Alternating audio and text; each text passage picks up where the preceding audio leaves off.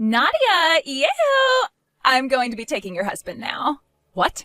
What do you mean you're going to be taking my husband now? Like I said, I just got together with your husband, Jason, and we're in some serious love right now, which means he'll be coming with me now as we get out of here. You guys are running away together? Hold on, Vivi. I already get that you have such a problem with men of all types, and it's no joke at all.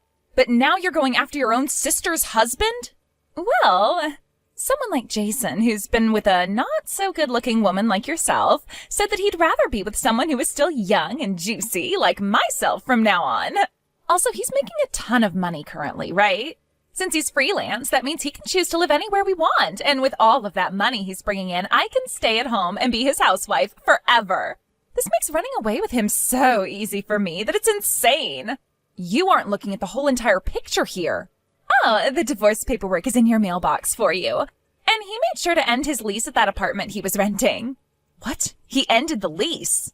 He told me that he's going to buy all sorts of new things, so things like his furniture and clothing can all be thrown out if you'd like to do that. This is all way too one-sided and crazy. Bye-bye! Hey, Vivi!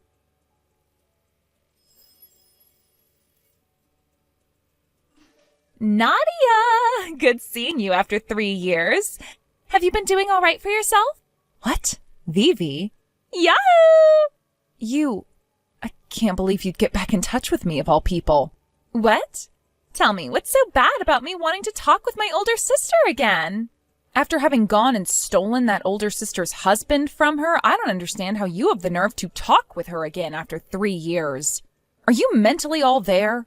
Is that something you should be saying to your little sister who just got back in touch with you after such a long time? Vivi's so sad she might cry. You're so frickin' annoying. You're so mean. So what do you want with me? The past 3 years, I haven't heard a word out of you, and yet you're wanting to talk with me again? There has to be something you want from me, right? Well, if you think there's something I want, then there is. What is it? Currently, you're 36 years old, right? That's right, but is that all you care to ask about? Being cared for by your own mama at the age of 36? Excuse me? What are you wanting to talk about here? I'm wanting to know how much longer an old hag like you is willing to leech off mom and dad for. Leech off? The fact that you're getting so close to your 40s and are still having to rely on mom and dad for everything is insane. Sure, I'm at that point now where I've gotten up there in age and I'm still living in the same house as mom and dad are. But nothing ever came up about me being the one getting cared for by the both of them. And here's something else that's new to you. This is my house we're living in, and it's really only Mom that lives here. What is that? Trying to act all tough now or something? For someone that was still a housewife only 3 years ago, was it really that easy for you to find a proper job right after we ran off? No, it wasn't. So stop trying to act like someone you're not. That is why you living in that house with your parents means that it is them who are still having to take care of you. And just to let you know, I am fully aware that Dad passed away while I've been gone, so we can just leave him out of this. But the fact that you're having to leech off a widow now who only has a part-time job, I feel so sorry for her. Vivi, you have a lot of misunderstandings going on right now. I was never a housewife before you ran off with my husband. What? Around the same time I got married to Jason, my company was rolling out some new things like having a lot of us work from home remotely. So for the most part, I was working from home while I had Jason as my husband. I can understand why you'd see that as me leaving my job, but in reality, I had just been working from my room. And even now I'm at home working remotely for the company. All right. You really think you're making yourself look all professional and employed by saying you're working from home and remotely right now? Well, that's not going to work on me. Hey, what are you trying to say here? Where I'm living right now and who I'm living with at the moment has nothing to do with you, right? No. It has a ton to do with me. Then you tell me why that is. Oh, you still don't know why? I honestly can't even tell what you're wanting to say to me right now. What I'm saying is, Richard and I will be moving back home and in with Mom, so you need to get lost now. That's all. Huh? Who is Richard? He's my current boyfriend. Huh? Then what happened with Jason after you went and stole him from me? Oh, about a month after doing that, he and I broke up. Huh? That quickly?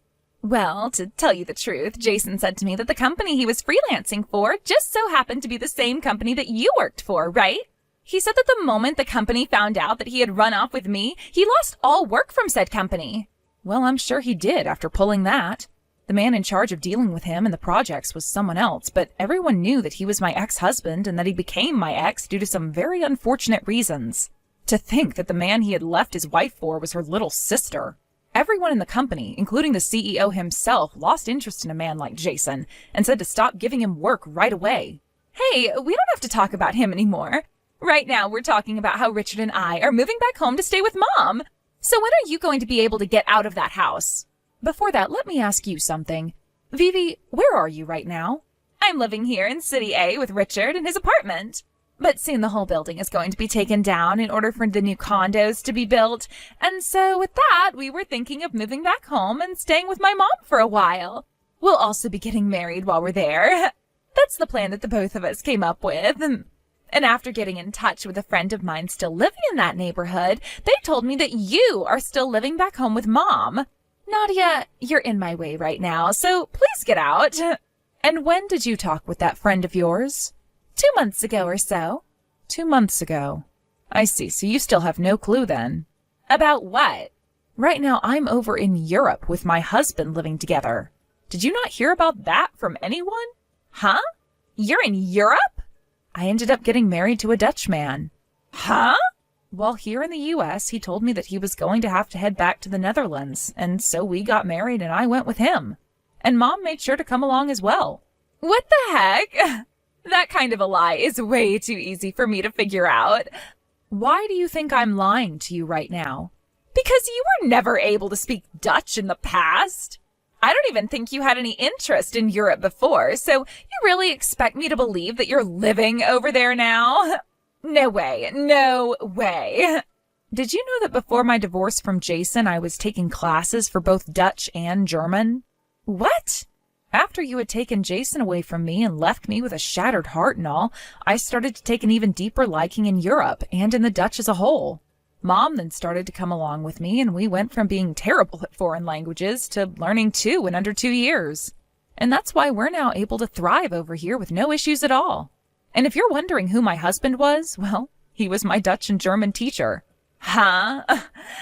So this is the kind of fantasy world that you 40-year-old hags come up with when you've been forever alone. Scary.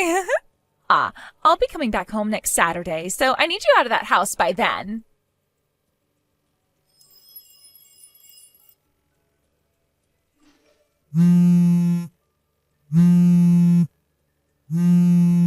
Nadia! Why? What happened here? What is it this time?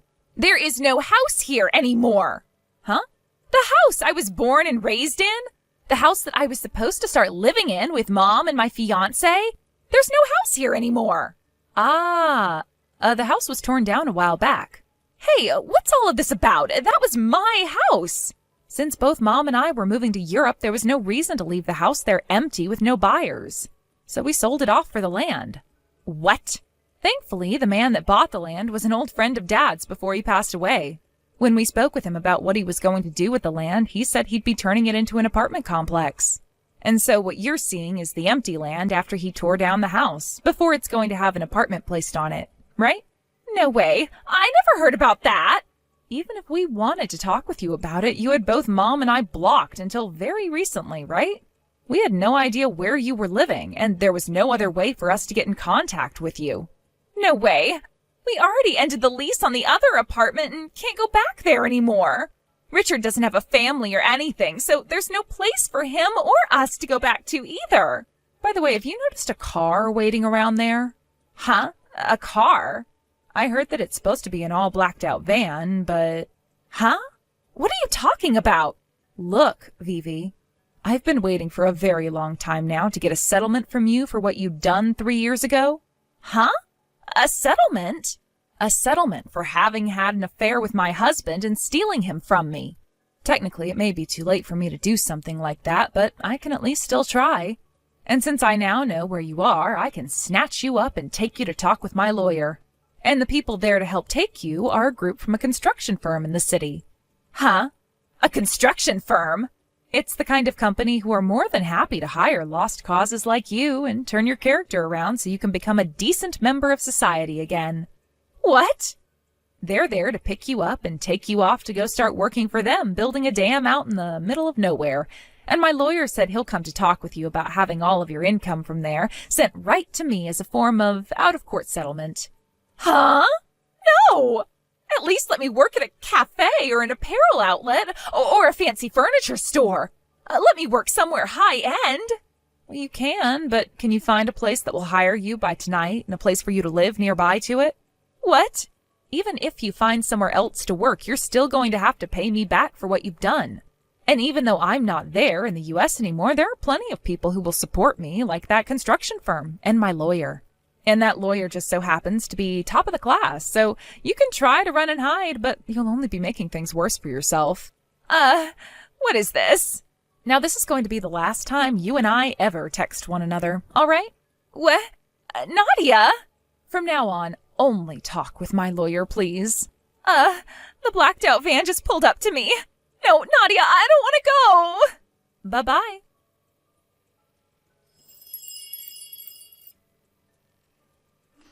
I didn't tell my younger sister, but it turns out that her ex-husband Jason is also working for a construction firm at a different location. Apparently, when they got divorced, my parents had to cover the alimony costs, and Jason is currently repaying them for his wages at that job.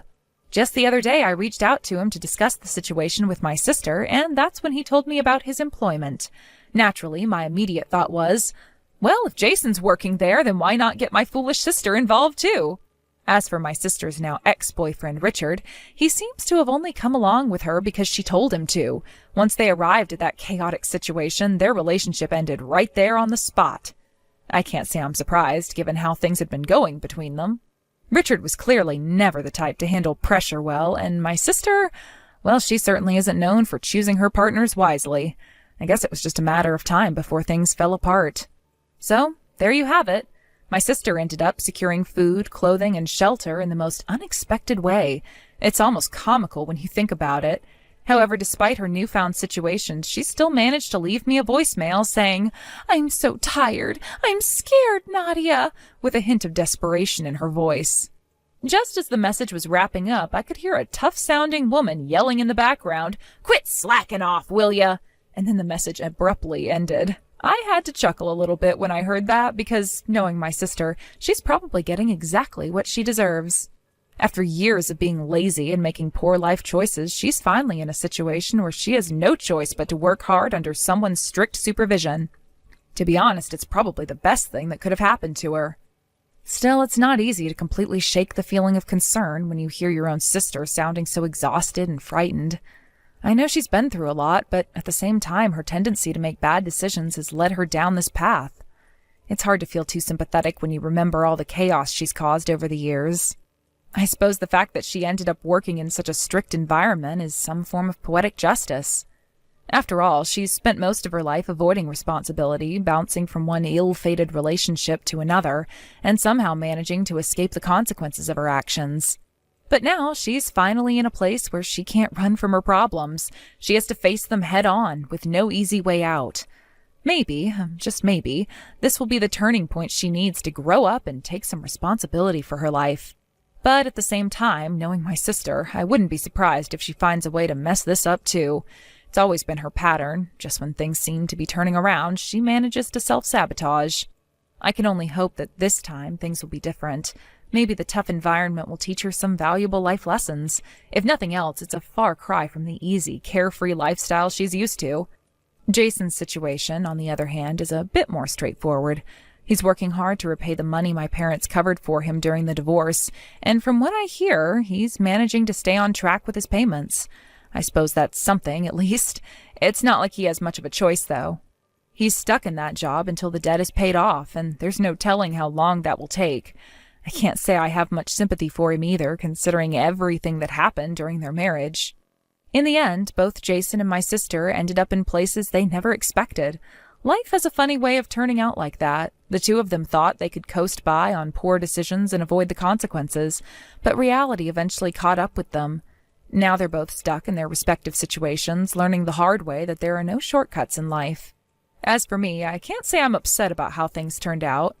In fact, I think it's probably for the best. My sister needs to learn that life isn't always easy, and Jason is finally paying the price for his mistakes.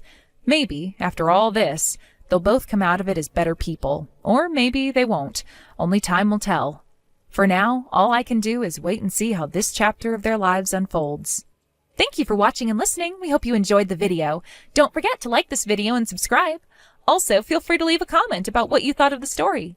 We look forward to seeing you at the next story.